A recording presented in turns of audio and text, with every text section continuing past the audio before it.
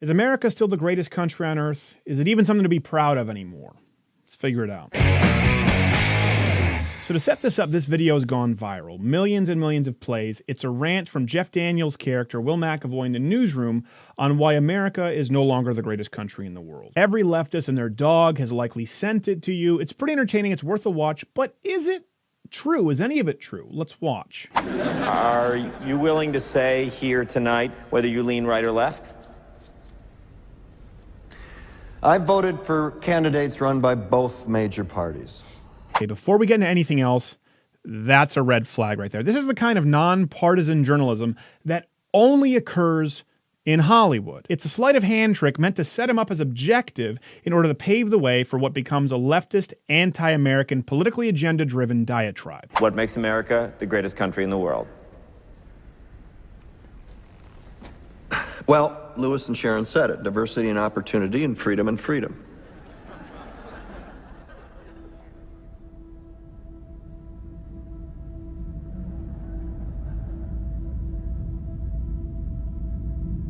I'm not letting you go back to the airport without answering the question.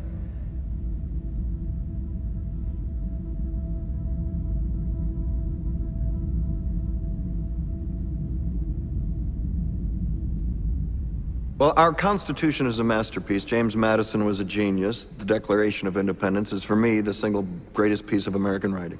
Yet later on in the interview, he's going to allude to his support of the consistent, progressive abuse of the Constitution because, he's objective. You know why people don't like liberals? Because they lose. If liberals are so Fucking smart, how come they lose so damn always? hey, and with a straight face. Okay, we're going to get into substance really quickly, but again, this is a trick in an attempt to feign even-handedness. See, his one criticism of the liberal is that of strategy, not principle. Contrast this with what comes next. Hey, and with a straight face, you're going to tell students that America is so star-spangled awesome that we're the only ones in the world who have freedom? Canada has freedom. There it is, the key, the equivalency between the United States and the freedom of all other countries. They say that they're free, so it must be so. But is that freedom the same? Is it even close? Well, let's take Canada for starters. He mentions Canada. That's a place where I was raised, a place where pastors have been banned from, not even for, practicing free speech from the pulpit, a place where the right to spontaneously protest and peaceably assemble has actually been banned by the province of Quebec. A place where there's a gun registry because you're not even allowed to own a handgun unless you prove to the government your right to self-preservation, and they'll likely turn you down anyway. A place where freedom of the press is virtually non-existent because there's a monopoly on TV news from government-funded media. A place where freedom of speech really isn't a right at all. Canada has freedom. Japan has freedom. The UK, France, Italy, Germany, Spain, Australia, Belgium has freedom. So 207 sovereign states in the world, like 180 of them have freedom. All right. And yet you. Obviously, I can't go through all of these countries. I'd encourage you to do your own research. What I can tell you beyond any shadow of a doubt is that not only are none of these countries anywhere near as free as the United States, but from the ground up, none of them were even intended to be. Places like the UK, with some of the highest taxes in the world, actually surpassed only by the other nations that Daniel so praises in France, Netherlands, Italy, Ireland, and Spain. The UK, where businesses can be sued out of existence and shut down simply for holding unpopular religious beliefs. And of course, access to firearms for the purpose of self-defense is all but non-existent because, well, England saw how that one ended up, regulated militia and all. How about places he's mentioned like Belgium and France, where the UN has even reported violations of religious freedom, of course, with the exception of radical Islam, which is growing so strongly in these parts of the world that they've managed to establish their own anti-freedom communities, courts,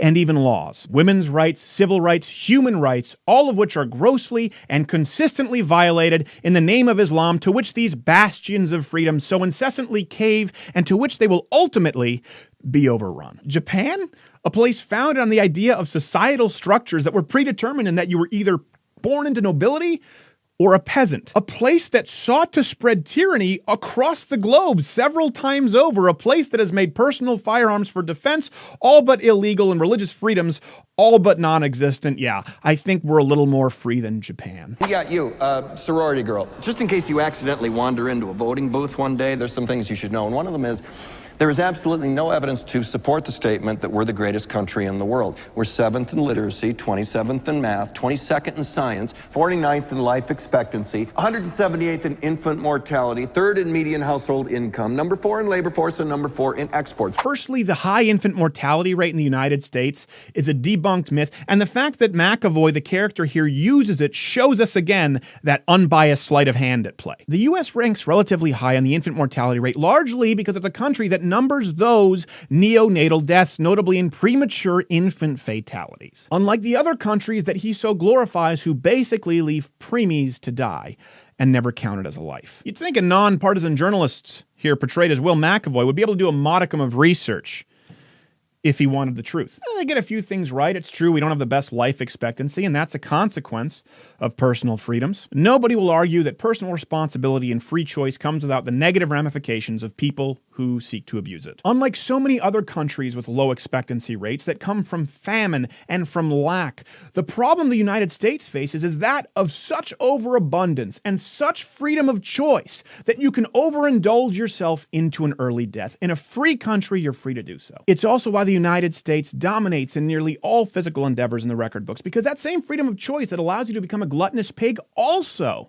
gives you the ability to choose the healthiest, most optimal lifestyle humanly possible. It's why people representing other nations in the Olympics often come to train here. Whether it's food, technology, or cutting-edge training protocols, that same freedom that allows mediocrity also fosters an environment for the best of the best ever. Sure, we may not be the #1 country in the world when it comes to math and sciences, as it is hard to compete with places like China, where your life path is determined at a young age by the government based on your genetics and your personal proclivities. Again, with freedom comes a greater variance than in non-free societies, but even there, his numbers are misleading. The United States has historically and continues to lead the world in both manufacturing and innovation. Now, before you get your hate comments ready, okay, it's true that on the Global Technology Index, the United States ranks 3rd here behind Finland and Japan, overall, where a more significant portion of innovation may come from the government or government contracts. But the United States still leads by a significant margin on individual patents per capita, because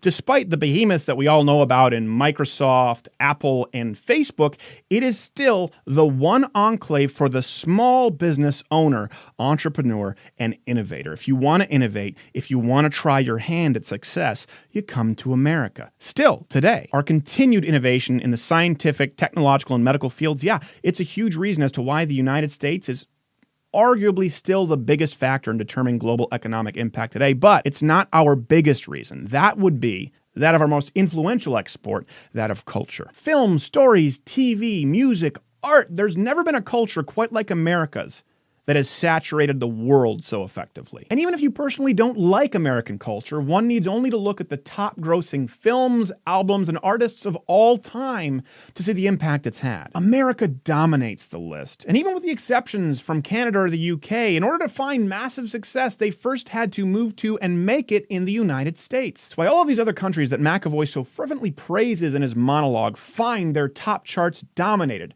by American artists, yet we don't find ours filled to the brim with theirs. See, whether you, McAvoy, or the self-loathing Americans in the YouTube comments section here don't want to accept that the world has already spoken on culture with their dollar. And it's one of the greatest ironies that the United States, who is so often accused of having no culture by leftist multiculturalism proponents like McAvoy, is only able to make it our greatest export because the rest of the world so desperately wants to find themselves included in it. Anyway, I wanted to brag on my country for a little bit, but even with that information, none of those things have anything to do with the original point in freedom. Sure, freedom has ultimately produced unbelievable results in the United States, but even if it didn't, that doesn't change the inherent moral superiority of the concept of freedom given to a citizenry over that of tyranny. A toothless redneck in a trailer park managing a 7-Eleven drinking bottom shelf beer who goes off to fire rounds in the woods on Saturday is still more free than an Olympic medalist in gymnastics from China who was told that she was going to be an Olympic gymnast at 6 because she had the right genetics and that her career was going to be done by 12. Freedom isn't afforded to a citizenry inherently because it produces better results. It's afforded to them because it's right. We lead the world in only 3 categories: number of incarcerated citizens per capita, number of adults who believe angels are real, and defense spending, where we spend more than the next 26 countries combined, 25 of whom are allies. Now, you can find some common ground here. The United States is not the best at everything. I'm certainly not here to argue that. Our prison system is flawed. It could use some improvement. I do find it funny that he ultimately throws away people who believe in angels as silly because it completely undermines his final point, which I'll address in closing. But his mocking of America's defense spending is iconic of one of the greatest ironies lost on leftists, in that these other countries who enjoy these selective paltry freedoms afforded to them by their governments are still only able to do so because it's an opportunity afforded to them by the United States of America. That's right, I'm saying it. Belgium,